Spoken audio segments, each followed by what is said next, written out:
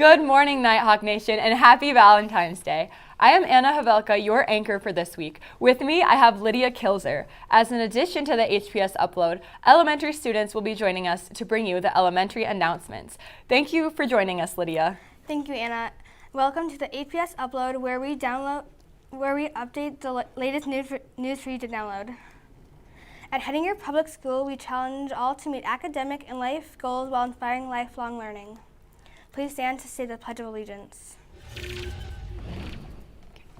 I pledge allegiance to the flag of the United States of America and to the republic for which it stands, one nation, under God, indivisible, with liberty and justice for all. Today's lunch is pizza sloppy joes and pie buns, heartbreaker brownies, hug and kisses chips, heart delight fruit and veggies. Tomorrow's lunch is meatballs and gravy. The 5th and 6th graders are doing a Valentine's Day nailed challenge in the lunchroom. After lunch, come and see it if you have time. Thank you, Lydia, so much for bringing us those announcements. And here are today's high school announcements. This Friday is a flex day with periods running as following: 0, 1, 2, 3, and 4. There will be no egg or FFA announcements today. All juniors must go to Miss Burkhalter's room today during 5th hour, so make sure you remember to do that. There is a reminder from Ms. Block, the Earth Day memberships are due tomorrow, with Tuesday tomorrow, so get those in. A reminder from Mrs. Olson, the sophomores, juniors, and seniors that are taking the ACT or work keys need to get your papers turned in today.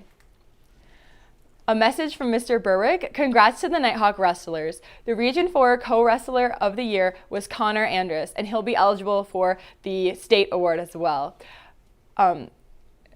We were the Region 4 runner-up for the team, and there are 13 state qualifiers, which are as follows: Riley, Kyler, Tanner, Peyton, Jaron, Cade, Miles, Gavin, Connor, Landon, Tristan, Nick, Bowden, Jennifer, and Ellie. So we're sending a lot of wrestlers. Great job, guys. Let's finish what we started. State Week, let's go, from Mr. Berwick. And those are today's announcements. Now let's check out this week's story by Casey Kinswater about the public opinion poll. Today, I sat down with Mr. Kohler to talk with him about school polls. For those who don't know, what was your class doing in the hallways last week? At my senior class, every year we do a public opinion poll project, and the seniors get to pick something of like general interest for the school, and then they want to gauge what everybody thinks about it in the school. And it's nothing formal, obviously. It's just a project we do just to see how public opinion polls work. But we do it every year, and it's just kind of a fun thing for the students to do to kind of gauge interest in certain aspects of our school. When will the results of the poll be coming out? The results are out, actually. We did our presentations today on Monday, and I'll give them to Mr. Siemens. He can look at it, but we generally don't make them widely known to the school. But they are done, and everything's hashed out. What is one thing you would change about the polls? Nothing really. I want the students themselves to decide what's important for the school and the things that they want to look at. And so I really wouldn't change anything about it. It works pretty smoothly. It works smoothly the way it is. What was your favorite question on the poll? I didn't have a favorite question. There was 3 separate polls. We did one poll on 4-day school week. We did another poll on treats for birthdays and homeroom. And then we did a poll on having a water bottle filler down in the little gym. They were all really good, and they all came up with really good answers, really good input and data. So there really wasn't one question that I liked the best. Overall, I thought all 3 polls answered some good questions for the school, and that's really what we were looking for. To me, there's no favorite. The students enjoyed it. I enjoyed doing it with them, so that's really what it was all about. I also sat down with senior Joey Harold to talk with him about the polls. Tell me about the polls that your class took around the school. Our group did a 4-day school week poll, There is a homeroom celebration poll of whether the wellness policy can be kind of stretched for snacks and stuff on homeroom celebrations. And the other one was a water bottle filler near the little gym. Did you enjoy these polls? It was kind of fun just going around and saying, fill out this poll. How many classmates did you do the polls with? We did all of 7 to 12 and staff with the polls. Thank you, Casey, for that story. It's very interesting to learn what our students think about some of these issues. Now, let's go to sports last week with Colby Melling. Colby, how did our Nighthawks do last week? Well, they did their best. Let's see what they did.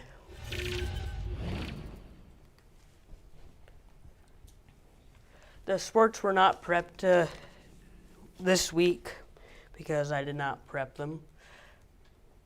Let's go to this week's sports.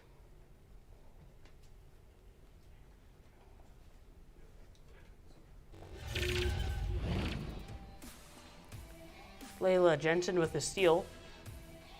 Very good.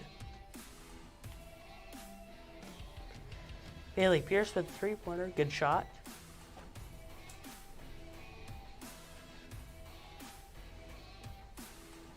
Layla Jensen with a three-pointer. Very good.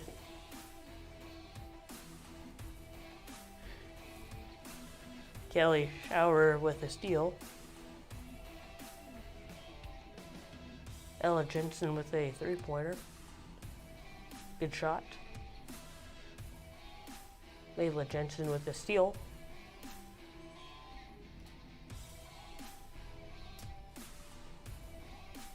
Layla Jensen with another steal.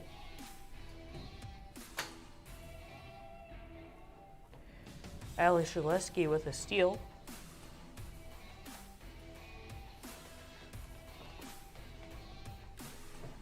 Ella Jensen with a three-pointer. Bailey Pierce with a three-pointer.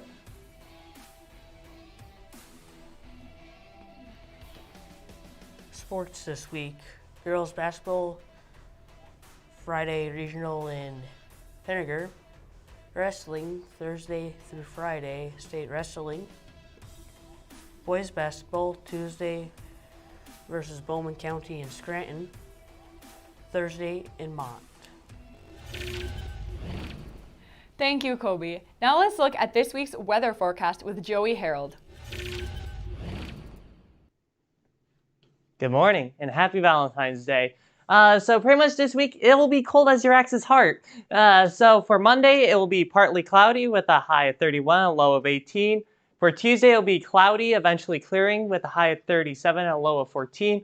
Wednesday will be very cloudy with a high of 23 and a low of 12. Thursday will be a high of 34 with a low of 30, with mostly cloudy at the beginning, but will eventually clear up.